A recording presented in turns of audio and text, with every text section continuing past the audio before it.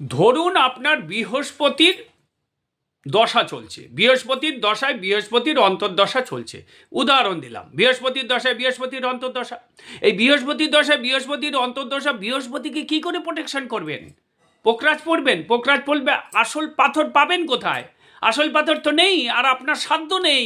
একটা আসল পাথর পড়তে গেলে মিনিমাম 2.5 লক্ষ টাকা চাই।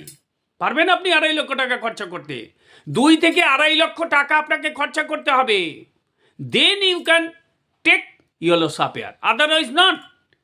কারণ যে পাথরগুলো আপনি পাচ্ছেন তার মধ্যে সবই তো ভেজাল। বৃহস্পতিকে প্রোটেকশন দিতে গেলে বৃহস্পতির পুজো করতে হবে। বৃহস্পতির পুজো যদি আপনি করতে পারেন সেক্ষেত্রে আপনি সঠিক রাস্তা পাবেন।